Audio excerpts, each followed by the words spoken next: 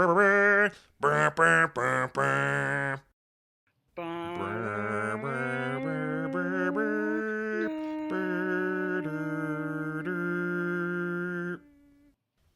and welcome to the first ever episode of Fantasia Fantasia, a gay Fantasia on Fantasia Themes. I am Michael. And I am Haz. You may have heard us on the Public Domain Plays podcast, which is the other podcast that I host. And Michael has been a guest on several times. Yeah, we have been talking about this podcast for a long time, I feel like. But we are both avid Fantasia fans. Fantasia heads. Fantasia. And I don't know. I feel like I've been talking about Fantasia since I was like 4. So it's kind of fun to be talking about it in a more sort of official capacity, not official, but on the record sort of capacity. Yes, we are documenting our thoughts on Fantasia and Fantasia 2000. Yes.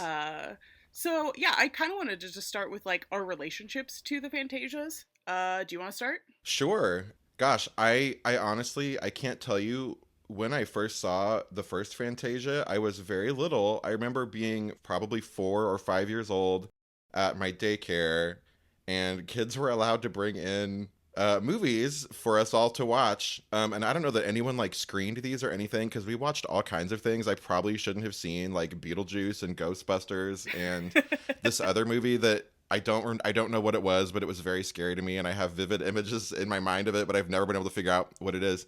But I remember being one of the only kids who was excited about Fantasia, and like I understood that it was not like your typical kind of Disney fare that was sort of around at the time. And when I was a kid too, they were sort of bringing back a lot of older movies. Like Pinocchio had a theatrical re-release when I was very little. I think that was the first movie I saw at the theater. You know, Pinocchio was happening. Fantasia had just come out on VHS, which was a big deal, I guess, at the time. There was a lot of, you know, Little Mermaid had come out a little bit ago. Beauty and the Beast came out, you know, when I was like three or 4. So anyway, Fantasia was one that like I was stoked about because it was animation and it was music and colors and things, but it was also not like a linear story. And I think other kids were kind of bored with it. But I remember being just very, very into it and just enraptured about it, with it. Right. When I talk to people, even like Disney people, about Fantasia, they're either like, oh yeah, I like that as a kid, or I did not like that as a kid. And I have not found a lot of people who love it like we do. Mm-hmm. Yeah, which same. I think is a shame.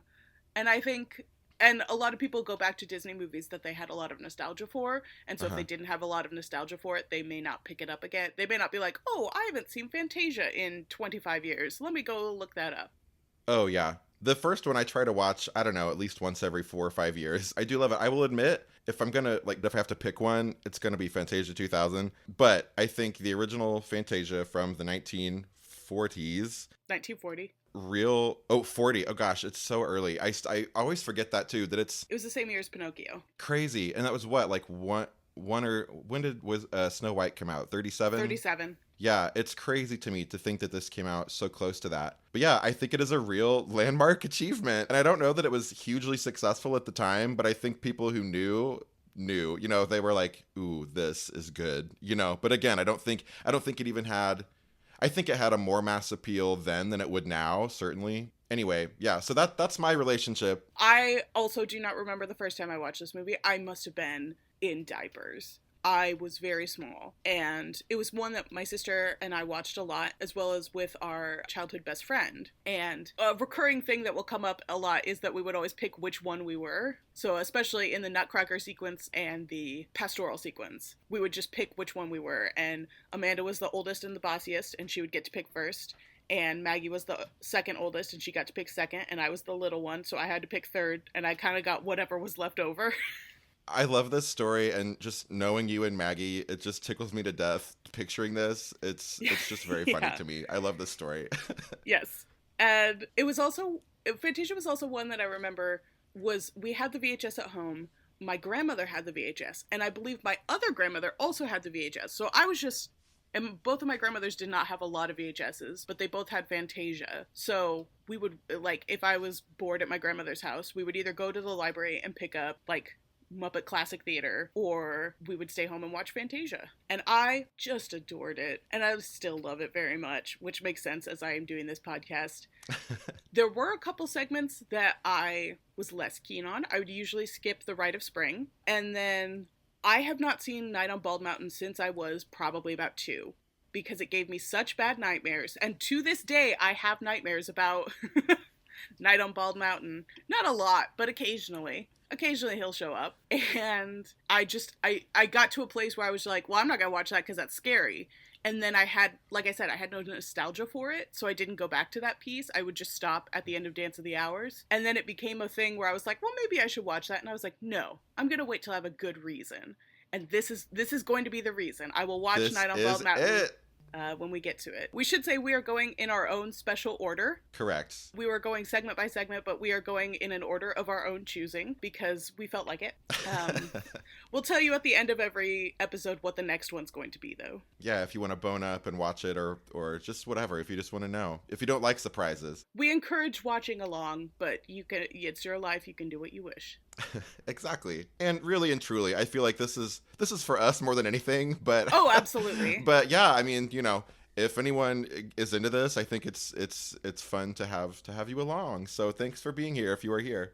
I agree. I think this might hit some Fantasia fans, and that's great. But like, if it was only for us, I could just come to your house and watch Fantasia. Absolutely. Which I've never done. We have not watched it together. I'm kind of surprised we've never watched any Fantasias together. That's sort of surprising. I am kind of surprised too. Yeah. Because we watch a lot of stuff together. But that also means that our list is so long of stuff to watch together.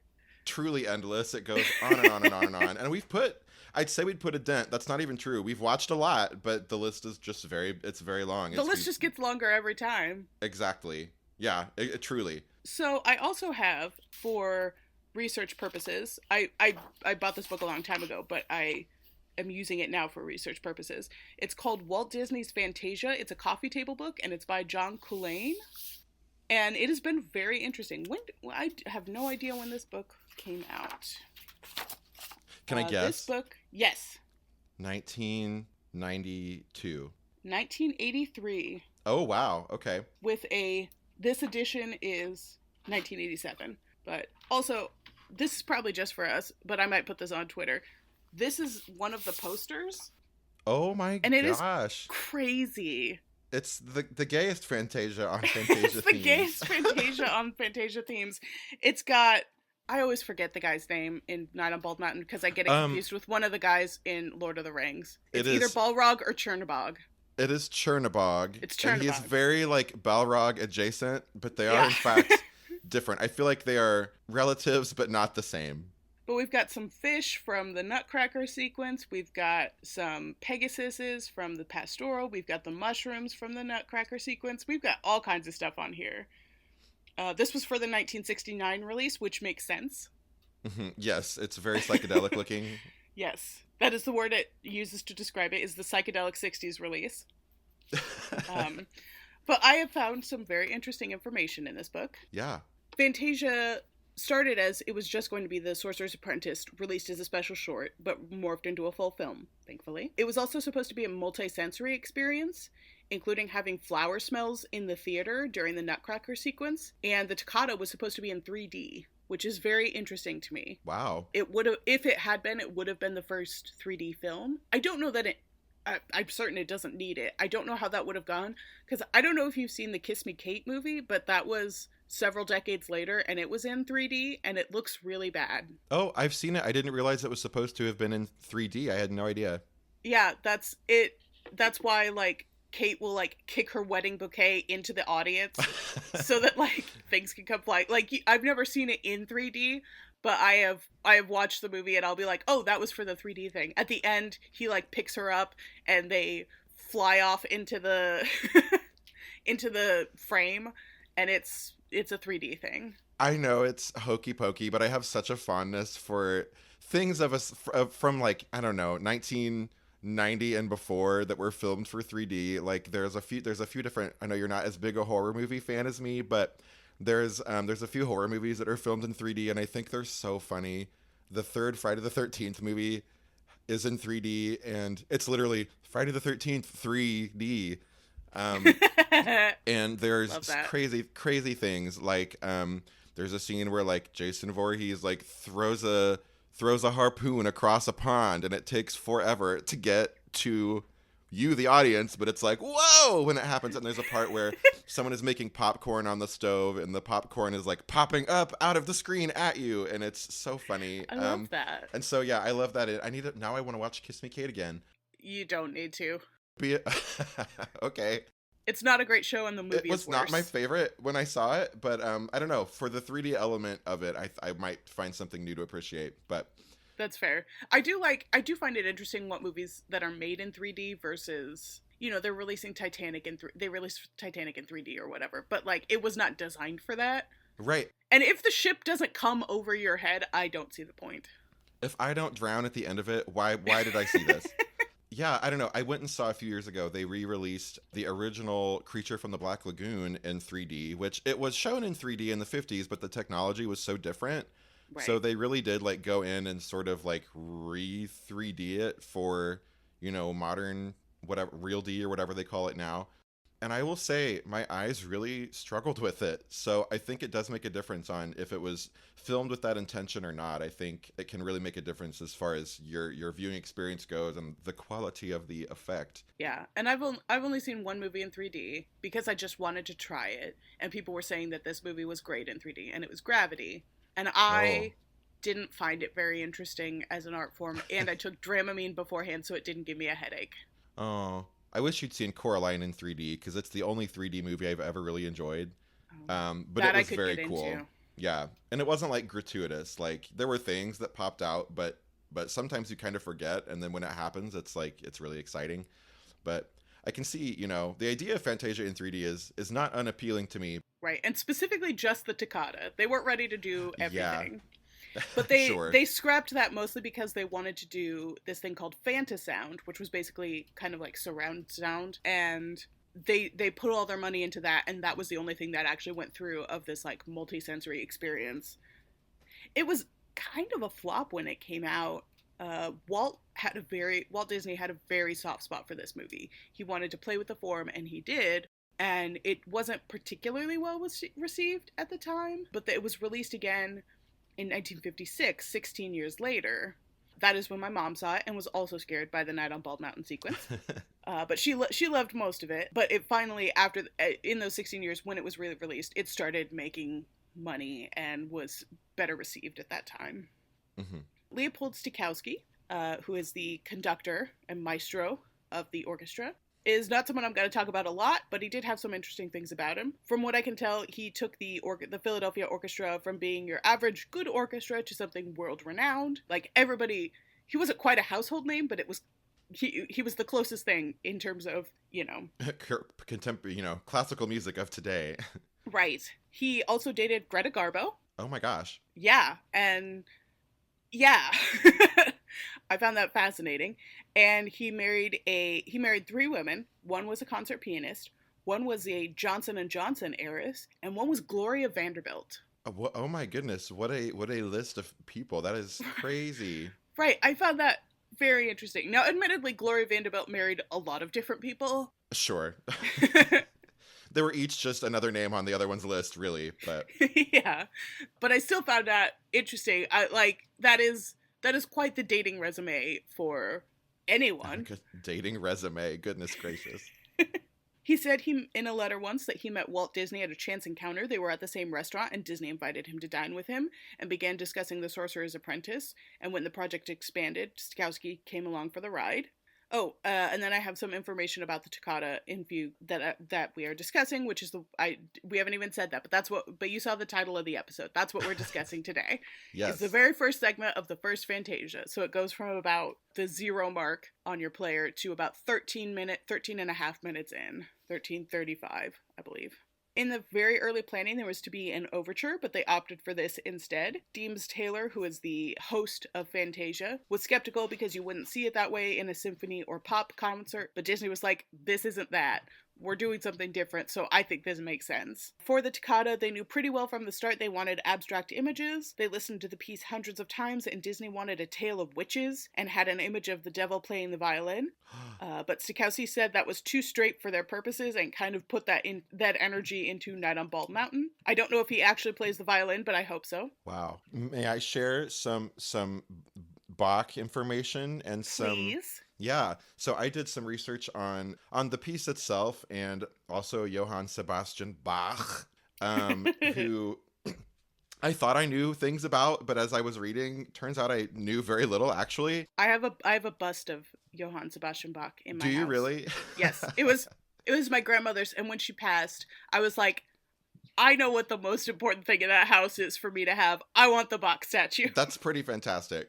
That's very like Bruce Wayne 1960s Batman of you. I think that's very funny and lovely and wonderful. So I'm not going to go into all of the ins and outs of his life and everything, but I don't know, just some things I thought were interesting. So he was born in 1685 and died in 1750 at age 65. He was German. He was born into a family of musicians, but was orphaned by age 10, I believe. But, ended up being like raised by his older brother, who was also very musical. At one point, he was let go from a position he held in a town. I think he was like he was in charge of music at a church or something, and he was let go from the position, and he was jailed for, and I quote, too stubbornly forcing the issue of his dismissal.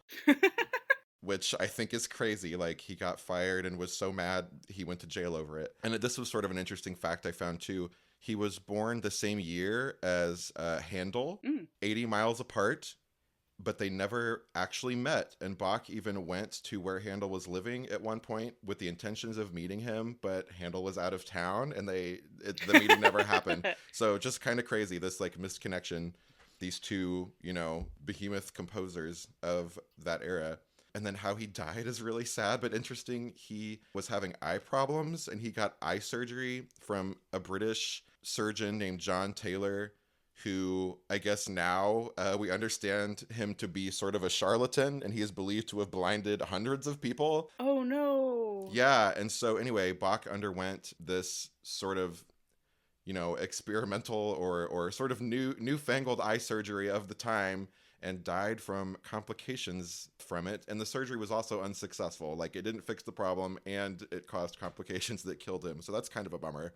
Even if it had fixed the problems, I think I would call that an unsuccessful surgery. Yes, exactly. The other thing I found in researching him and the piece, there's a lot about it that music scholars and historians don't agree on. For instance, he died and was buried at Old St. John's Cemetery in Leipzig, I hope I'm saying that right. And I guess his grave went unmarked for like 150 years. And then in the late 1800s, his remains were found and moved to a vault in St. John's Church. And that building was destroyed by Allied bombing in World War II. And so his remains were moved once again to their present spot in St. Thomas Church. And then later, historians now don't even know for sure if they think that's his remains even. I was going to say, how do we crazy. know 150 years later that it's like, oh, I know who that is? Right. It's crazy to me. But that's a real Evita situation. Yes, that's exactly what I was going to say. It's very Evita of them. It's wild. That's interesting. So that's what that's some stuff about Bach that I found, and then some things I learned about the piece itself. Again, we can't all agree on this. A lot of music scholars don't agree on when it was written or even if Bach wrote it. Oh. Yeah, people who've really studied it, some feel like it's way too simplistic to have been written as late as some people think he wrote it, and people disagree on that.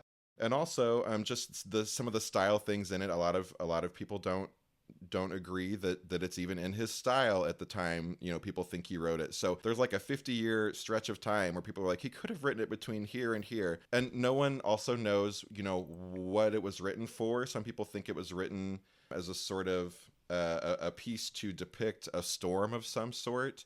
And other people think it was just kind of, as Fantasia posits, music for music's sake. Sure. And also, the piece is usually around 9 minutes long, but there have been shorter performance times. about 8 minutes and 15 seconds. And sometimes it's up to 10 minutes and 30 seconds long. Sure. People really, sometimes they just really take their time with it, and sometimes they clip along. And I think that's really interesting. And I think Fantasia probably falls somewhere kind of in the middle. And it was also sort of popularized on the organ, but the organ is not present in Fantasia, which I'd kind of forgotten until I rewatched it for today's episode. That it's very orchestra heavy and there's really no organ at all. But I think a lot of us, when we think of this song, we think of that sort of ominous organ, that pipe organ sound. Let's see. And it's one too that I don't think was super popular in Bach's time, but over time it's become one of his most well-known works. And Fantasia largely popularized it for the general public. A lot of people had never heard this until Fantasia came out, which I thought was really interesting. And of course, it's been used, different versions of the piece have been used in all kinds of movies. It used to be used in silent film to denote, villainy and evil and... Snidely Whiplash and... Exactly. So yeah, it gets used as sort of a horror cliche piece of music, which I think is fascinating. It's in one of my favorite horror movies, Jennifer, from 1978. And I love that it's there. Like, the rest of the score is not like that at all. And then at the end of the movie, there's this 70s synthesizer version of this song that happens. And it's always nice to hear it.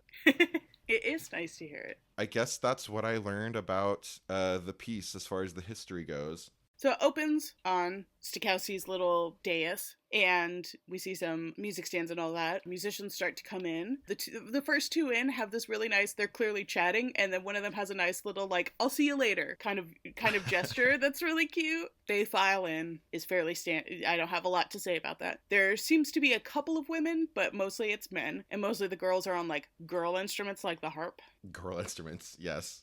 We start lighting the orchestra a little, because mostly it's in silhouette, which is gonna stay true for a while. And it's all pretty blue. Everything is sort of black on blue at the beginning, and then the highlights happen, and we introduce red, and then some green, and some there's a nice pink and I think a French horn or a tuba, something later. That's where I just got, because I am skipping ahead because there's not a lot to say about this. And then Deems Taylor comes on. He was a composer himself, but he was also mostly a music critic and just general cheerleader of this kind of music. He is also the worst lit man in history. It is not that bad. It is that bad. It is that bad. You can't, when he starts talking, you cannot see his face. And even when it gets better, really you still can't see him that well. Well, that's not that's not a good reason. He has family. True. He has family. I will say, I think as an adult, I find the stuff he's saying very interesting, but oh my goodness. When I was a child, I don't know, it's very dry. It's very dry. It's a tough putt for the very beginning of your movie, ostensibly for children and families. Yes, exactly. Because it takes a couple minutes before we get anywhere. And even then, it's just shots of the orchestra for a while. He's still talking. Yeah, it does sort of feel a little bit like him and Leopold Stokowski in a couple minutes. It's sort of like they're in the witness protection program. You never get a great look at anybody. And I think to me, that's sort of part of the charm of the style of it. It's doing something different. It's doing something. I think it's visually interesting, even if we don't really get a great look at these people personally. Just my 2 cents. No, you need to be able to see people when they're talking. But they're not. But that's the thing. They are not the focus of this film. It is the music and the visuals. I like having Stokowski just in silhouette. That is cool, and I like that. And it probably makes it easier to animate when he shakes Mickey's hand later. Spoilers. Certainly.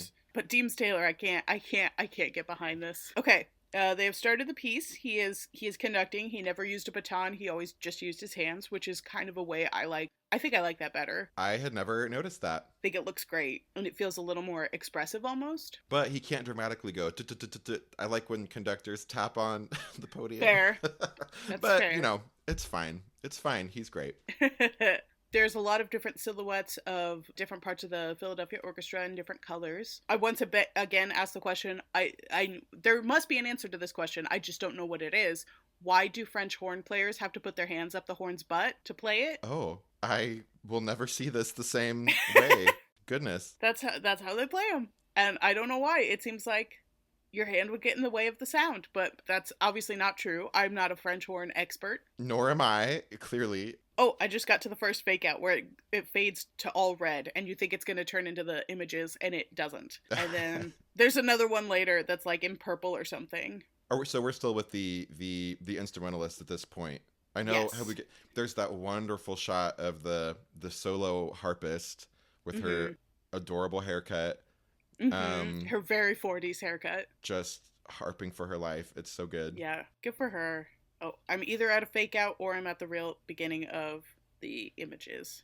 In the beginning of images. All right. So it all gives way to images. There is essentially a sky that changes colors. And this is going to be an interesting one to describe because it is just kind Yes. of abstract images. Yeah, the note taking process for this was very funny. I think what's happening is worth describing. And you just tell me when you're ready to talk about your note taking. Oh yeah, I mean I'll just kind of do it as we go. I have it. You've already covered a lot of it, so observations I have, I'll just interject. Yeah, I do like it starts because Deems Taylor talks about how at the beginning of a piece, if you're sitting in a concert hall, you're probably paying attention to the orchestra and then you kind of let the music take you over. Hmm. And that's why they started on images of the orchestra. And when we start with images, it's a lot of violin bows or Uh-huh. string instrument bows.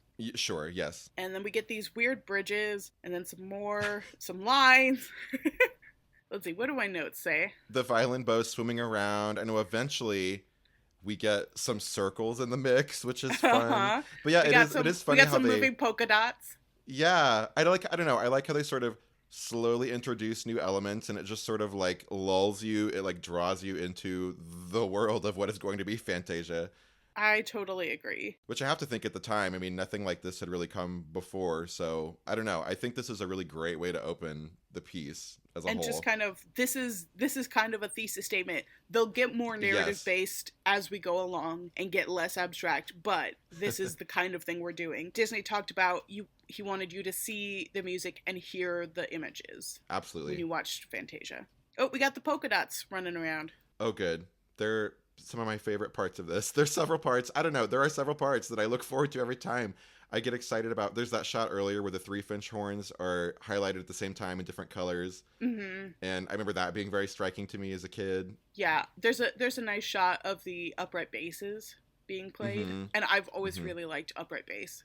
Oh yeah. My uncle actually plays bass guitar, but he would always just call it bass. And so for a very long time, I thought he played upright bass. And I was Oh. kind of disappointed to learn that he played bass guitar. That is one of those terms that applies to lots of different things. There's some hills that have some lines over it and then some shadows over it, which I think is a trans metaphor Sure. because, yeah, it's the shadow of my breast. Or it I will be once I get see. top surgery. I see. Very good. Yeah, and those are the hills that are like sort of ridged, and it is like the string instrument strings are floating above these ridgy hills, casting the shadow. Yeah, it's very striking. It is. Got some flowing lines that are kind of flowing like water. Then we have the steps to hell.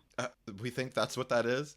Oh, is that not agreed upon? They're very dark. I don't know. And it seems like you're supposed to go up them, but they're going down. And then there's some nice light on them. We're descending into Fantasia is what's happening. There we go. And I know we get that part where there's sort of like that serpentine sort of skywriting line that sort of snakes around. Yes, that is next. And I have something to say about that. Do you have something to say about that? Just that I think it's cool. I like that. What I noticed that I had not noticed before when I watched for this podcast is there were a lot of images in this section that it does kind of work as an overture because the serpentine lines kind of remind me of the ice skating fairies in Yes. the Nutcracker sequence. Absolutely.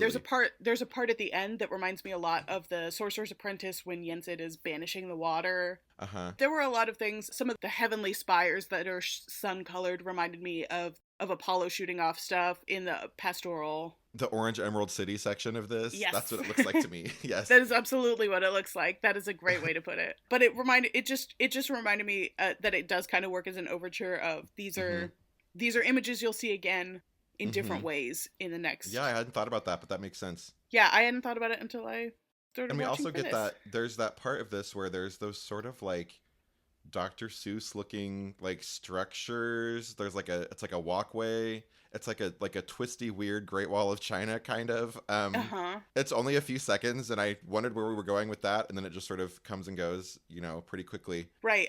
That's one of the things I kind of like about this is that there are some recurring themes, and some of it it's just like, here, enjoy this. Now it's done. This is a rock walking down a tunnel. We're back on the steps to hell. Steps to Fantasia. Thank you. I can't get behind that. Hell is later. This is Fantasia. Right. You gotta have hell though. You gotta We've got the hell. rolling hills, which I like a lot, that are like colored like Telly from Sesame Street, and then they just turn purple.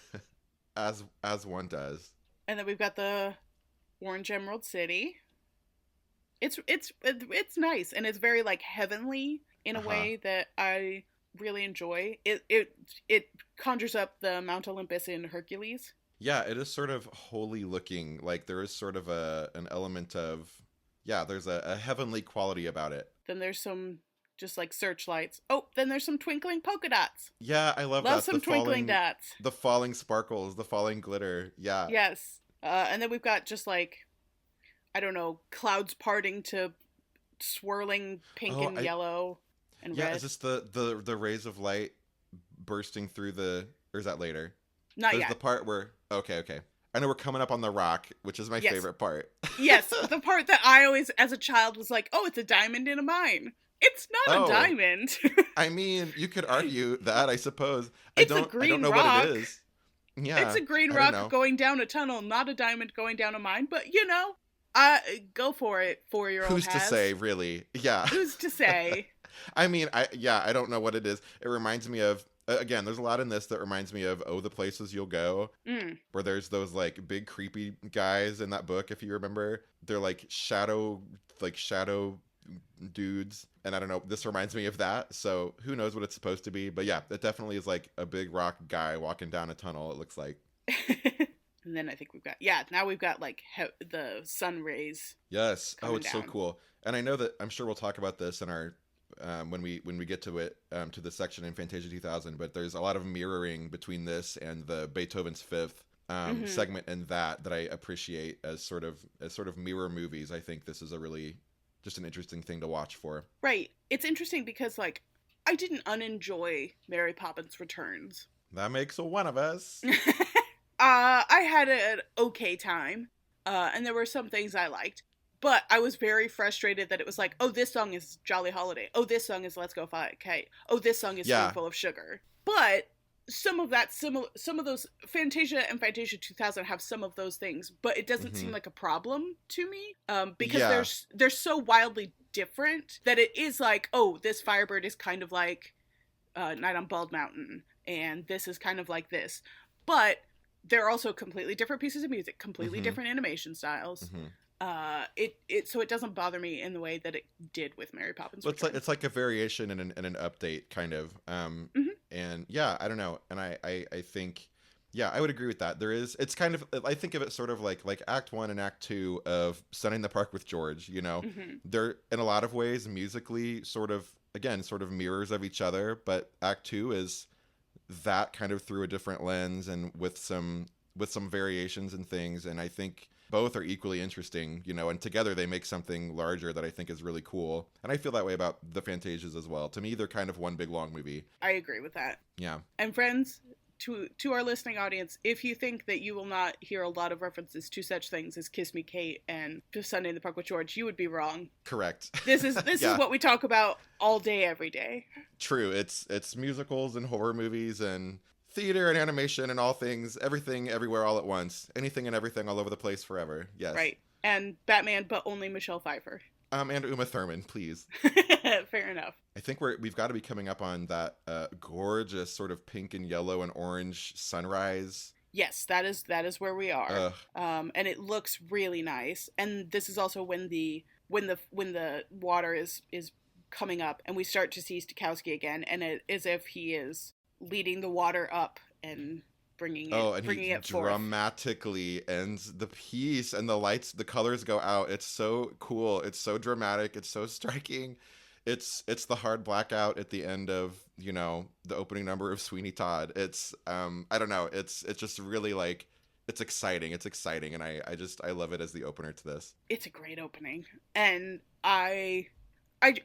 this is not among my favorite pieces. I think it would be hard to be a favorite piece of anyone. Not that I'm sure someone's favorite piece of Fantasia is the Toccata, but I do really like it.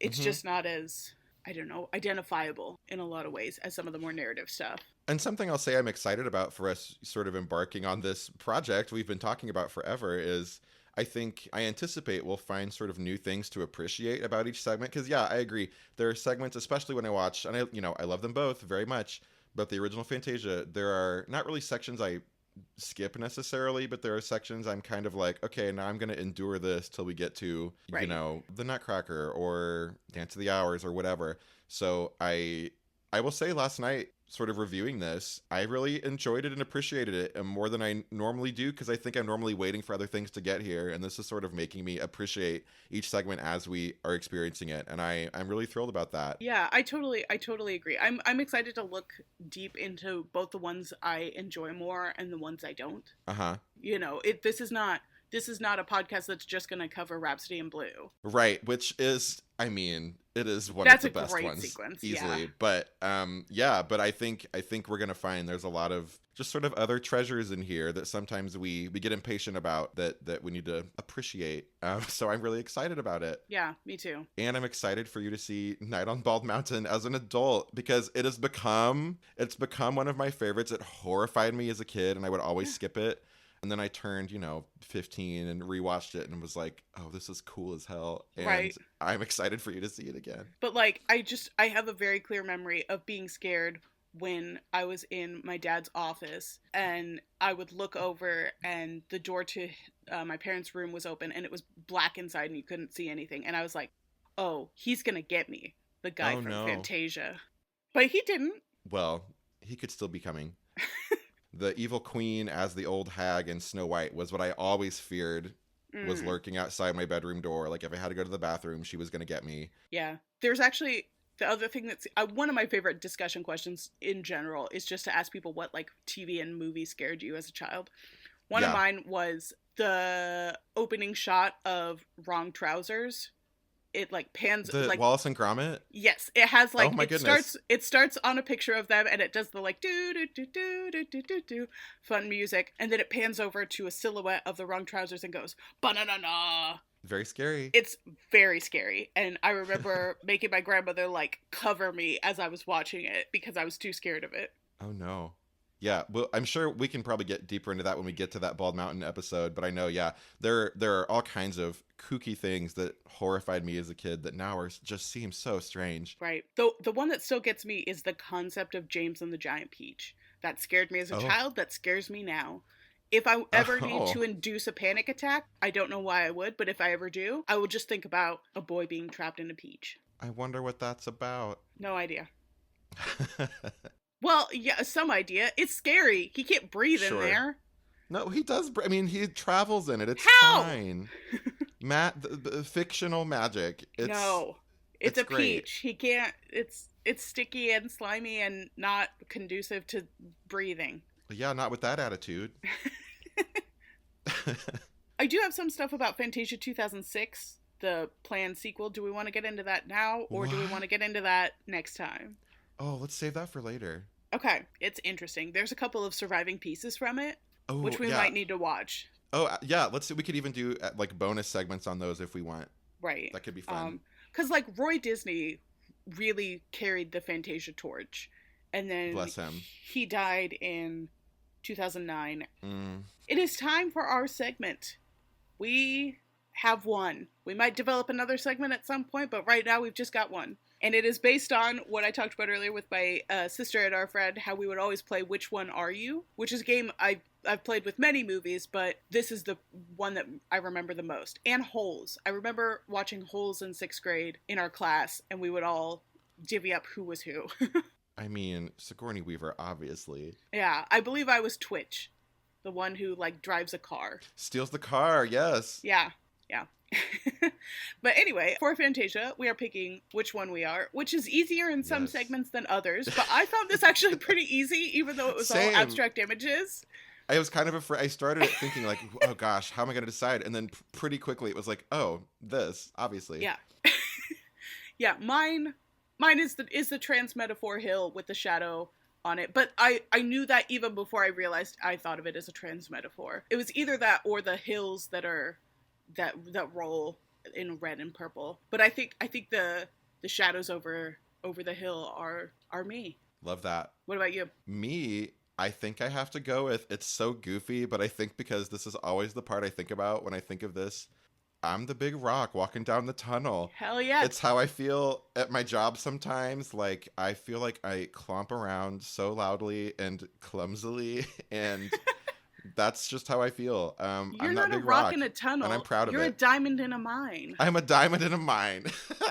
Yes, thank you so much. That means the world. Yeah. Yeah, I love And that. I gotta give a shout out, runner up to the harp lady at the beginning. I think she's wonderful, Fair. and I aspire to be that, but in reality, I think it's clear that I'm the rock clomping down the tunnel toward the green light, like I the have a Great tab Gatsby. open of a harp that I would like to buy. It's a small harp, but we'll see what happens. Exciting.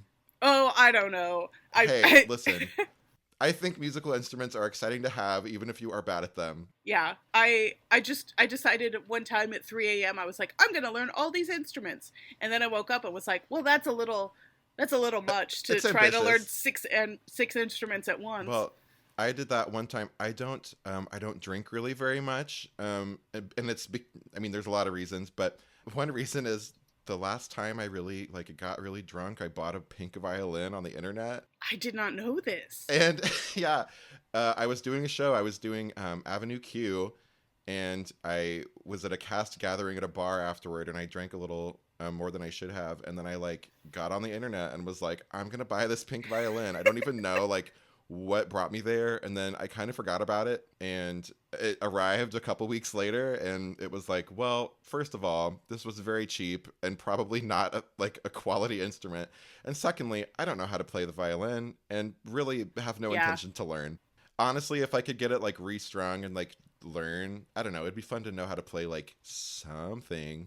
Hey, that was Toccata and Fugue in D minor, y'all. That was Toccata and Fugue in D minor. It was great. Thank you for listening. If you are listening, let us know that you're listening. Yeah. We are on Twitter and Facebook at FantasiaPod. Our email is fantasiapod@gmail.com. And on Instagram, we are fantasia.pod. If you are following along with us and would like to watch our next segment, we will be doing The Steadfast Tin Soldier from Fantasia 2000. Yes. It starts at about 29:16, is introduced. There's a little bit of introduction of other stuff, and then that by Bette Midler. And then it goes for, I don't know, when it stops. You'll figure that out.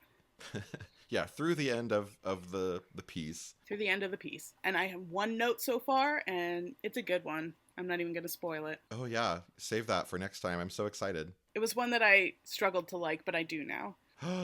Oh, it's always been one of my favorites, so I'm glad to hear you're kind of coming around on it. I think Yeah. it's really lovely. Yeah.